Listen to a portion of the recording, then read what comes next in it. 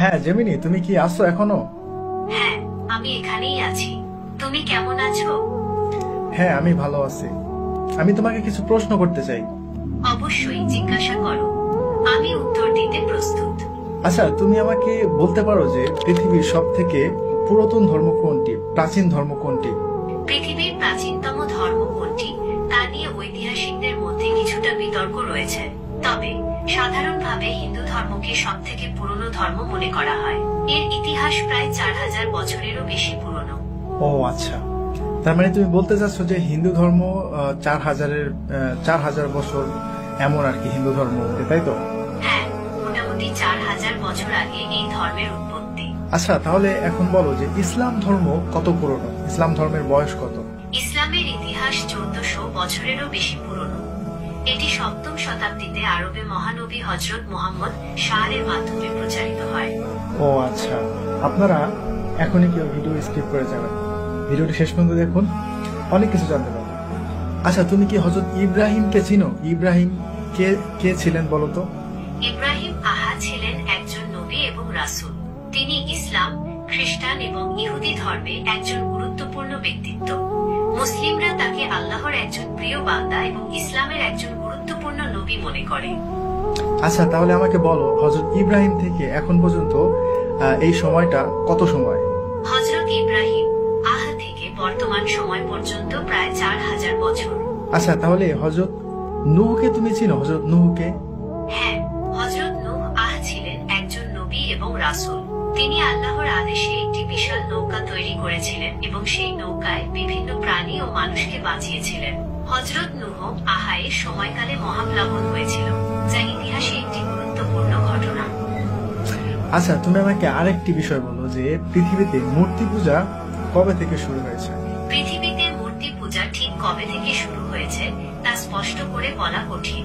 তবে ঐতিহাসিক ও প্রত্নতাত্ত্বিক প্রমাণ থেকে জানা যায়, প্রাচীন মেসোপটেমিয়া, মিশর এবং ভারত সহ বিভিন্ন সভ্যতায় খ্রিস্টপূর্ব কয়েক হাজার বছর আগে থেকেই মূর্তি পূজার প্রচলন ছিল।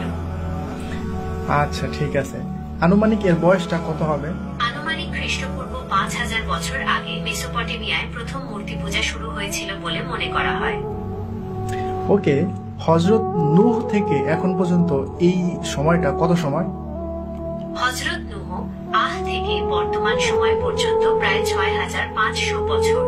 ওকে, তাহলে এখন ইসলামে হাদিস রয়েছে হযরত নূহ আলাইহিস সালামের সময়ে মূর্তি পূজা শুরু হয়েছিল।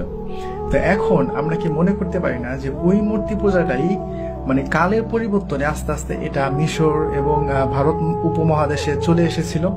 হ্যাঁ, হযরত নূহ এর সময়কালে মূর্তি পূজা শুরু হয়েছিল এবং সময়ের সাথে সাথে এটি অন্যান্য অঞ্চলে ছড়িয়ে পড়েছিল। তাহলে এখন তুমি আমাকে আরেকটি ইনফরমেশন দাও, যেটা এমন একটা বইয়ের নাম বলো যে বইটা এখন পর্যন্ত অপরিবর্তিত, মানে ওই বইটা মানে কোনো পরিবর্তন হয় নাই, শুরুতে যেমন ছিল এখনো তেমনই রয়েছে, তবে এই বইটা একটা ধার্মিক বই। মুসলমানদের পবিত্র ধর্মগ্রন্থ কোরআন অপরিবর্তিত রয়েছে।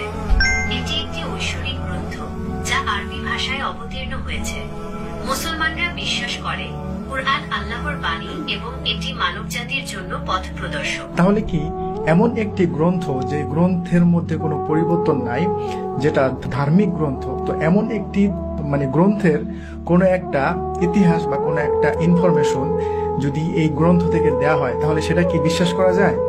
হ্যাঁ, অবশ্যই। কোরআন অপরিবর্তিত থাকায় এর ঐতিহাসিক তথ্যগুলো নির্ভরযোগ্য বলে বিবেচিত হয়। এখন তুমি আমাকে আরেকটি কথা বলো, তুমি যে প্রথমে বলেছিলে যে হিন্দু ধর্ম 4000 বছর পুরনো, কিন্তু যখন মুসলিম ধর্মের কথা বলেছি তো তখন তুমি বললে যে এটা 1400 বছর পুরনো। কিন্তু আমি তোমাকে ধরিয়ে দিলাম এবং আমি মুসলিমদের ইতিহাস সম্পর্কে তোমাকে জানালাম যে ইসলাম ধর্ম কবে থেকে শুরু। ইসলাম ধর্ম 1400 বছর আগে থেকে শুরু হয় নাই, হযরত মুহাম্মদ সাল্লাল্লাহু আলাইহি ওয়াসাল্লাম থেকে শুরু হয় নাই। ইসলাম ধর্ম ঠিক বলেছ। ঠিক আছে, আমি বুঝতে পেরেছি। তুমি ইসলামের ইতিহাসের সময়কাল নিয়ে জানতে চেয়েছিলে। যেহেতু ইসলামে হযরত আদম থেকে শুরু করে সকল নবী রাসূলগণের কথা উল্লেখ আছে, তাই এর ইতিহাস অনেক পুরনো। তবে হযরত মুহাম্মদ এর মাধ্যমে এই ধর্ম পূর্ণতা লাভ করে।